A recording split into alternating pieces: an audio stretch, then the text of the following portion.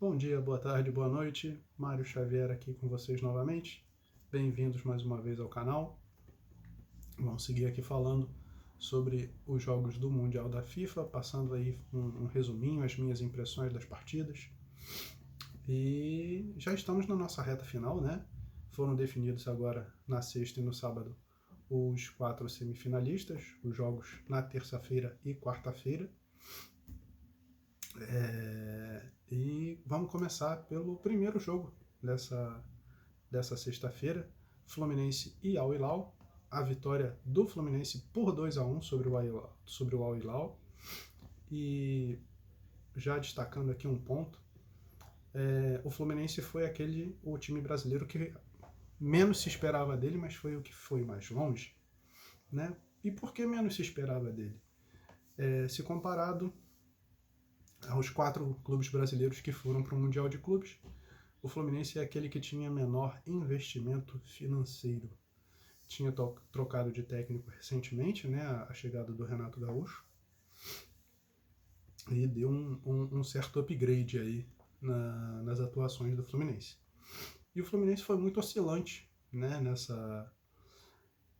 nessa competição, mas foi o suficiente para chegar nas semifinais. Há quem vai dizer que o caminho do Fluminense foi mais fácil do que o dos outros clubes, e de uma certa forma a gente pode levar isso realmente em consideração. Só que se ele teve esse caminho mais fácil, ele soube se aproveitar desse caminho mais fácil. E sem contar que ele não pegou ali times da primeira prateleira, talvez da Europa, né? Teve o confronto contra o Borussia, e que foi um empate contra a Inter de Milão. Só que há de se lembrar que o Borussia também chegou a uma final de Champions League há 2 temporadas atrás, onde ele perdeu para o Real Madrid. Curiosamente, foi uma final. Tivemos esse confronto agora de novo com uma nova vitória do Real Madrid no Mundial. E também pegou a Inter de Milão, que foi a última semifinalista, a última finalista da Champions League, que tomou aquela sacolada do PSG, né, aquele 5-0 totalmente inesperado, né, depois da Inter vir fazendo grandes atuações, inclusive a classificação sobre o Barcelona por 4-3.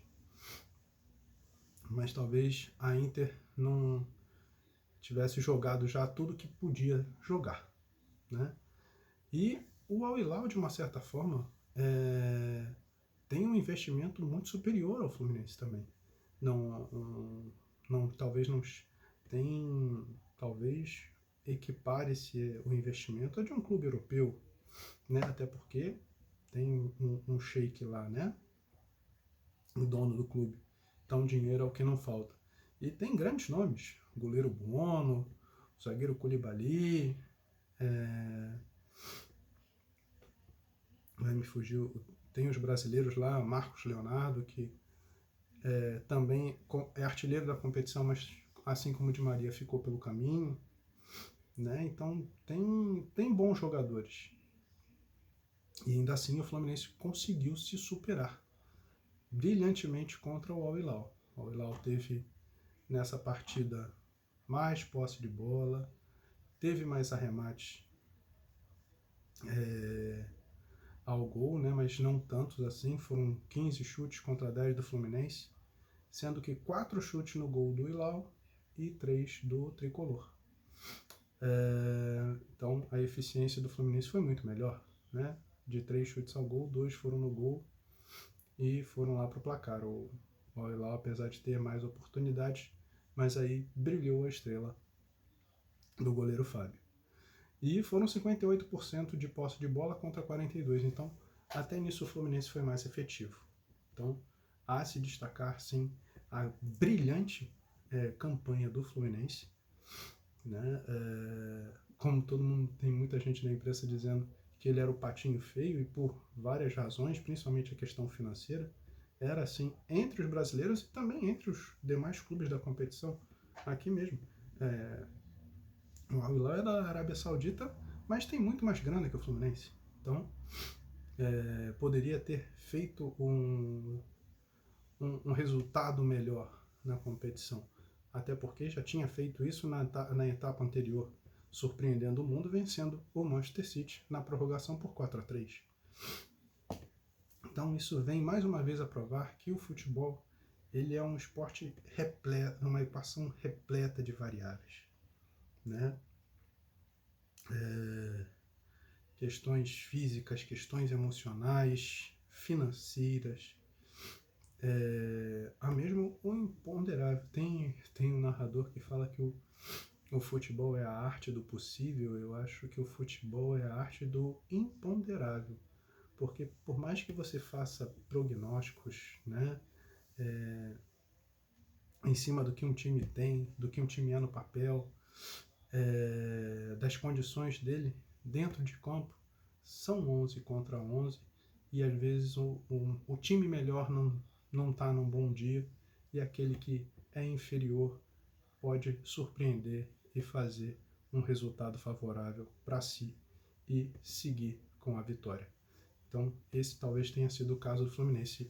E o Fluminense já tinha feito isso contra a Inter de Milão, né? E acabou repetindo a dose contra o Al Hilal. Então, há quem vai querer tirar os méritos do Fluminense, e negativo. Acho que o Fluminense tem todos os méritos, né, por ter se aproveitado das situações que lhe foram favoráveis, e ele foi lá e confirmou essas possibilidades dele seguir adiante. Então, parafraseando também aí o Galvão Bueno, né, o Fluminense é o Brasil no Mundial de Clubes agora nas semifinais, tá certo? E com isso o digníssimo Renato Gaúcho tá ali estufadão, tá com o peito aberto, falando, dizendo que ele é o cara, e de uma certa forma, seja por sorte ou não sorte, por competência, ou, né, tudo fica ali, como eu falei, é um conjunto gigante de fatores ali dentro de uma partida de futebol, e esses fatores todos estão sendo ali favoráveis ao tricolor carioca, que embolsou uma bela grana para melhorar a sua situação financeira e ganhar uma projeção ainda maior no cenário internacional. Então, parabéns ao Fluminense. Vamos agora para o outro jogo da sexta-feira, à noite, a vitória do Chelsea sobre o Palmeiras, né? Onde o Palmeiras voltou a não jogar bem, não sei se sentiu os desfalques, mas o Chelsea também estava desfalcado, e também logo na entrada da partida ficou desfalcado do seu capitão, Rick James, e ainda assim entrou o Andrei, que estava meio escanteado no elenco do Chelsea, e deu conta do recado, jogou super bem, foi super tranquilo, correto dentro da partida. O Chelsea praticamente dominou o jogo. No primeiro tempo poderia, assim como foi no jogo contra o Benfica, né, na rodada anterior, o Chelsea poderia ter vencido, aberto uma boa vantagem no primeiro tempo. Não fez só 1-0, e aí numa belíssima jogada do Estevão, que vai para o Chelsea, foi lá o garoto, fez o primeiro gol dele na competição, botou um pouco o Palmeiras no jogo, o Palmeiras começou a acreditar um pouquinho mais, foi um pouquinho mais para cima, mas não foi o suficiente. O Chelsea tinha ali nas suas mãos o controle da partida.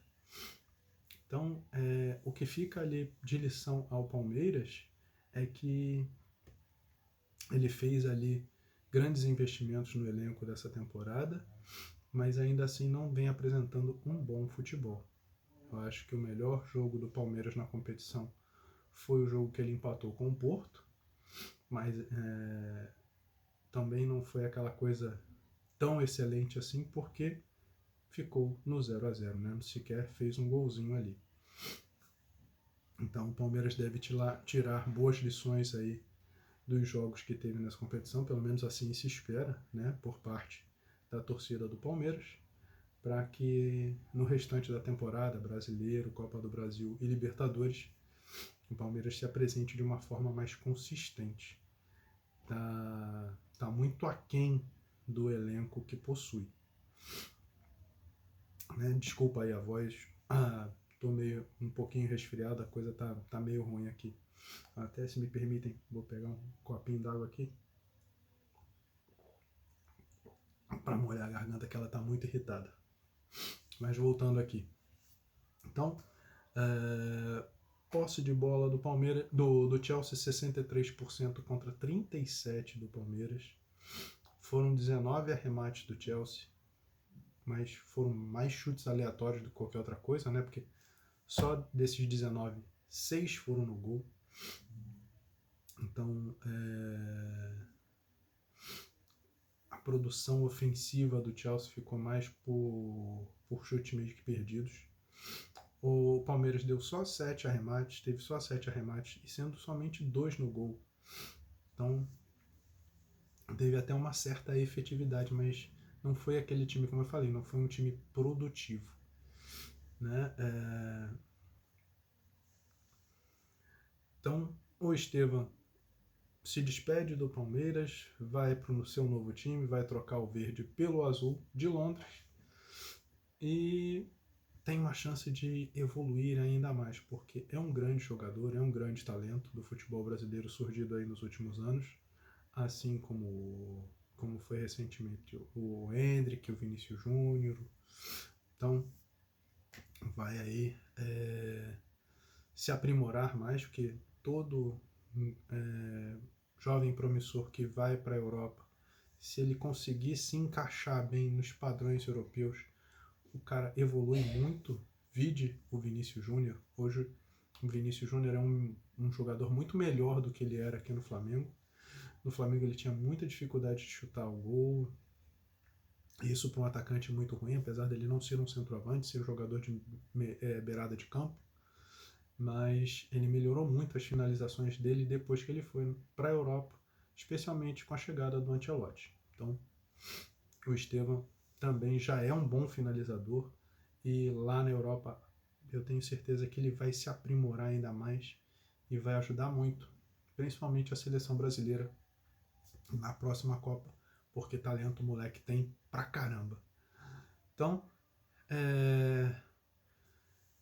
Palmeiras cai aí nas quartas de final, deixa ali o caminho livre para o Chelsea seguir aí tentando conseguir a sua segunda taça nessa temporada, né? Já que ele ganhou a Conference League. E vamos passar para o grande jogo da rodada, que era uma expectativa gigantesca ali. Também uma final de Champions League, acho que... Desculpa. Se eu não me engano, 2020 ou 2021. Eu lembro que foi... 2020, que foi ali a final da pandemia, né? Eles fizeram uma bolha, escolheram os jogos foram todos definidos, se eu não me engano, em Portugal, né? Não teve partidas de ida e volta, foram jogos únicos até a final ali, e chegou o PSG com o Bayern. Só que lá, vitória do Bayern, né? E conquistando mais uma orelhuda. Aqui já não. Aqui o PSG segue na sua toada de ter uma temporada perfeita, né? Já tem a tríplice coroa, já ganhou a Copa da França, já ganhou o Campeonato Francês, já ganhou a Champions League e busca aí um título mundial. E curioso, né? Se o PSG vir a ganhar essa Copa do Mundo de Clubes, ele pode ser bicampeão mundial no mesmo ano, porque me parece que aquele torneio que agora a FIFA volta a chamar de Intercontinental, onde só os 8 campeões se classificam, né? Os 8 campeões dos torneios continentais se classificam ali para esse torneio, né? Mais o 7, né? São 7, mais o país sede. um escolhido pelo país sede. Então, a chance aí do PSG se tornar bicampeão mundial num único ano e só tendo uma Champions League. Mas passando aqui rapidamente pelos números, um jogo muito equilibrado, né? 55% de posse de bola do Bayern contra 45% do PSG. Normalmente o PSG tem mais posse de bola nas suas partidas, mas aqui foi o contrário. O Bayern sempre pressionando muito, a mesma pressão que a gente viu que eles fizeram contra o time do Flamengo, eles repetiram até contra o PSG. Confesso a vocês que eu achei um pouco menos intensa do que foi contra o time do Flamengo, mas ainda assim foi uma pressão bem forte. Foram 13 arremates do Chelsea, 13 arremates do Bayern, 11 do PSG, e na direção do gol eles empataram, foi 5-5. Então, só que nesse ponto o PSG foi mais efetivo. O Neuer não teve o dia dele de Neuer, de pegar bolas impossíveis, como foi no jogo do Flamengo, né? Aquela defesa que ele faz do chute do Luiz Araújo, né? Que o Kimmich vibra pra caramba ali. Ele não teve aquela mesma inspiração, ou melhor, também pode ser pelo outro lado. Os atacantes do PSG foram mais efetivos, foram melhores do que o Neuer, né? Mais eficientes, e botaram 2 bolinhas lá na rede, placar final, o 2-0 para o PSG. E curioso, muito dessa pressão também do Bayern se deu pelas 2 expulsões, né? Foram 2 jogadores expulsos do PSG, o zagueiro Pátio e o Lucas Hernandes, né? E mesmo com 9 jogadores, estava 1-0 ainda para o PSG. Abrindo o placar com 11-11, perderam um jogador, o Bayern foi para cima, e quando perderam o segundo jogador ali, mesmo com 9-11, o PSG ainda soube achar um contra-ataque fulminante, uma jogada belíssima do Hakimi, driblando ali mais de um jogador, rolando a bola pro Dembélé, que foi lá e deu números finais à partida e sacramentando qualquer chance de reação ali do Bayern. Né? Mas ainda tiveram lances no finalzinho, lances de possível pênaltis anulados pelo VAR. O Bayern ainda tentou, né? Tentou de todas as formas conseguir diminuir o placar e tentar voltar para o jogo ali no finalzinho da partida, mas não foi o suficiente e passa o PSG aí nessa situação. Então vamos aqui para arrematar aqui, ó, essas 4 partidas. O outro jogo que foi também final de Champions, mas essa um pouco mais recente, se eu não me engano 2003, acho que foi final de 2003, onde o Vinícius Júnior brilhou, fez os gols da partida e deu mais uma orelhuda lá pro Real Madrid. Real Madrid 3, Borussia 2. E o curioso aqui dessa partida é que mais ou menos até os 80 minutos ali, o jogo meio que estava definido, né? O Real faz 2-0, abre aos 10 minutos, depois faz 2-0 com 20, então tinha o jogo ali tranquilo, ficou controlando o placar, a partida, levando o jogo em banho-maria, aquela coisa toda. Mas aí, de repente, eis que surge ali aos 92, já nos acréscimos, o Borussia faz 2-1 e meio que despertou o Borussia para a partida. Não, a gente consegue empatar, vamos levar para a prorrogação. Mas aos 94, né, o Mbappé, que tinha entrado no segundo tempo, vai lá e faz 3-1. Mas aí o Real Madrid tem o jogador expulso, tem o zagueiro expulso, né, aos 96, e aos 98 de pênalti vai lá, o Borussia ainda faz mais um, ficou 3-2 e tentou ali, e ainda teve uma bola que, olha, outra grande defesa aí, vão pegar 3 belíssimas defesas da competição, fazer um top 3, na minha opinião aí. A bola do Neuer lá naquele jogo contra o Flamengo, né? Do Neuer contra o Luiz Araújo. A do Bono ao Hilal, e se eu não me engano, não sei se foi contra o Borussia. Acho que foi contra o Borussia. Uma bola também defendida, uma bola fantástica que ele faz, tipo defesa estilo goleiro de handball. E essa bola agora do Courtois, último minuto de jogo, um chutaço ali meio que da entrada da área. E o Courtois consegue amortecer a bola bate na mão dele, amortece, quica, e ele consegue depois fazer, num segundo momento, a defesa efetiva da bola. E o juiz vai lá e apita o final da partida, né? E o Real Madrid vai enfrentar o PSG para chegar ali, tentar chegar a essa taça, que seria a salvação do Real Madrid nessa temporada, já que não conseguiu ganhar nada, né? Não ganhou Champions, não ganhou Espanhol, não ganhou Copa do Rei. Então é a chance do Real Madrid conseguir uma tacinha muito relevante. E para ele, que é considerado para muitos o maior time do mundo, eu sou um desses que partilha dessa opinião, né? Por tudo que ele representa dentro da Espanha e dentro do continente europeu, sendo o maior campeão de Champions. Então, o Real Madrid, se conseguir esse primeiro troféu de campeão da Copa do Mundo, para ele, Real Madrid, vai ser algo muito significativo, em todos os sentidos. E, pegando aqui os números do jogo, o Borussia teve mais posse de bola, 52-48, né? Mas foram 15 arremates do Real Madrid, sendo 8 desses arremates no gol, e foram 3 gols.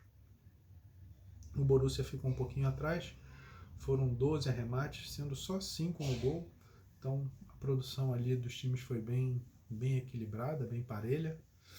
Foi um jogo bom, um jogo divertido, que realmente só pegou fogo nos seus minutos finais. Até então o Real Madrid estava levando tudo ali muito tranquilamente. Então é isso, meus amigos. Eu queria também dizer aqui que a Copa do Mundo, essa Copa do Mundo de clubes, tendo esse mesmo formato da Copa do Mundo de seleções, ela tem essa questão realmente do imponderável, né? É um torneio de 30 dias, onde tudo pode acontecer.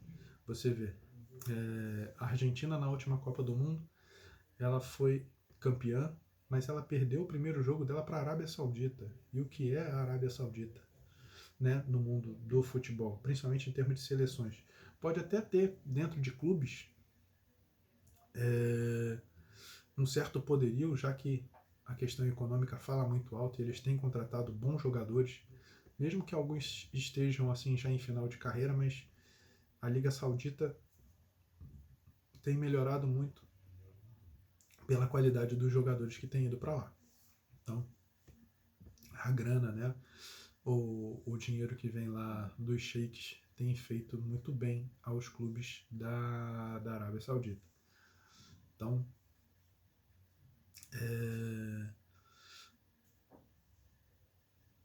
essa coisa do Al Hilal fazer a partida que fez contra o City, mesmo apesar de ter perdido para o Fluminense, mas você vê que uma Copa do Mundo como essa, nos moldes da Copa de Seleções, permite essas, digamos assim, as famosas zebras, né? Na última Copa do Mundo, o Marrocos. O que também é o Marrocos no mundo do futebol? Com todo respeito ao Marrocos, mas não é muito relevante no mundo do futebol. E ainda assim, tem excelentes jogadores hoje, né, com o intercâmbio que os jogadores têm feito nos grandes clubes europeus. A seleção do Marrocos tem bons talentos ali, haja visto o goleiro Bono, e foi lá e surpreendeu, né? Venceu Espanha, venceu Portugal, que tem uma seleção assim com talentos talvez hoje equiparados talvez com a seleção da França, né? Bons jogadores de meio campo, tem um bom ataque, ainda tem lá o Cristiano. Infelizmente agora perdeu o Diogo Jota, e aqui uma lembrança, uma nota de pesar aqui e lamentar. Eu que tenho uma certa admiração pelo Liverpool, vibrei já muito com os jogadores, com os gols do Diogo Jota, e felizmente aí perdeu a vida muito cedo nesse trágico acidente de carro acontecido na quinta-feira passada, né? Ele tinha feito um procedimento no pulmão, parece, e estava indo para a Inglaterra de carro, né? Já para retomar o início de pré-temporada ali, e ele estava se deslocando de uma cidade e ir até, acho que é a Espanha, para pegar um barco para ir até a Inglaterra, né? E acabou tendo esse acidente fatal, né? Colidindo, né? Batendo com o carro e morrendo, juntamente com seu irmão, que também era jogador. Eu só estou na dúvida, depois eu vou até pesquisar e tal, tento trazer isso no outro vídeo, mas o André Silva, se eu não me engano, foi um jogador que também já jogou pela seleção de Portugal e já teve uma temporada ou algumas temporadas no Milan. Eu acho que é o mesmo jogador, eu vou me certificar disso, e confesso para vocês que eu estou na dúvida. Eu tentei, e era para ter pesquisado isso antes e não pesquisei, mas eu trago no próximo vídeo só para tirar essa questão, mas acho que é o mesmo jogador. Então fica aí o lamento pela perda do Diogo Jota, e vamos falar rapidamente aqui sobre os jogos aí dessa semifinal, né, entre o Chelsea e o Fluminense, e Real Madrid e PSG. Jogo do Chelsea com o Fluminense na terça-feira, Real Madrid e PSG na quarta-feira, e as finais sendo no próximo final de semana. Cara, o Fluminense tem feito boas partidas, né? Tem superado nesse sentido. E o Chelsea, desde a derrota para o Flamengo, tem mostrado uma certa consistência maior dentro dos jogos. Vai ser um caminho, mais um desafio muito grande para o Fluminense, mas por tudo que tem feito aqui e por tudo que tem acontecido nessa Copa do Mundo, e como eu falei, o futebol, além de ser a arte do possível, é a arte do improvável, do imponderável.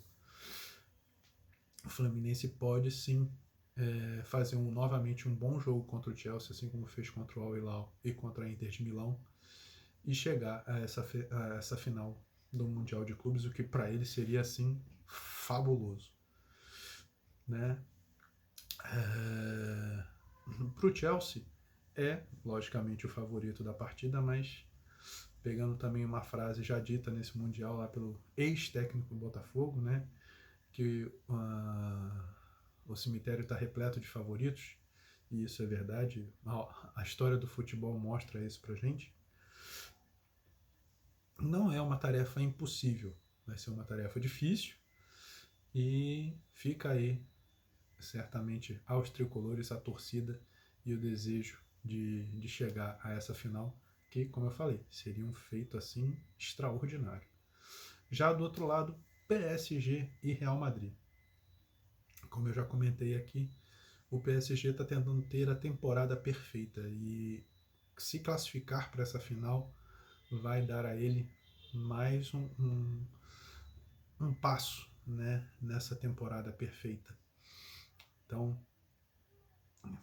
vai jogar muito a sério, ele vai vir com tudo para cima do Real Madrid, e o Real Madrid, por sua vez, tentando recuperar o seu prestígio, né, já que nessa temporada tudo deu errado para o Real Madrid, né, foram várias goleadas sofridas pelo Barcelona, seu arquirrival, não ganhou nada dentro do seu país e nem o continental. Então essa Copa do Mundo de Clubes pode ser realmente esse grande momento de redenção do Real Madrid, e um momento de redenção nesse momento que ele se reinventa, né? Com a chegada do Xabi Alonso, um novo técnico, uma nova metodologia de trabalho, que já vem rendendo algumas polêmicas dentro do clube, com alguns jogadores brasileiros, como o Endrick e como o Rodrigo, mas não se pode descartar o peso da camisa do Real Madrid. Então vai ser um grande jogo, uma grande partida. Acho que o PSG, pelo seu atual momento, é o favorito para a partida, mas não descarto uma vitória do Real Madrid, de forma alguma. Nunca se pode descartar uma vitória do Real Madrid, em qualquer lugar que ele vá jogar. Então, é isso, meus amigos. Vamos voltando aí, a gente volta aí na quinta ou na sexta-feira, fazendo o vídeo para falar dessas duas partidas, né? E já projetar o que pode acontecer na final e na disputa do terceiro lugar. E, mais uma vez, se gostou do vídeo, deixa aquele joinha, dá o like ali pra gente. Como eu falei, o canal está começando agora, é tudo muito novo para mim, então vai me ajudar muito aí o like de vocês. Se gostou do que ouviu, quiser debater, comenta, a gente troca uma ideia bacana.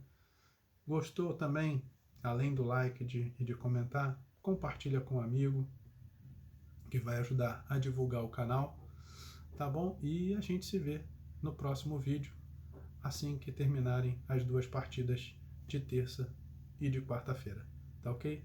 Até lá, meus amigos, fiquem com Deus, forte abraço a todos e até a próxima.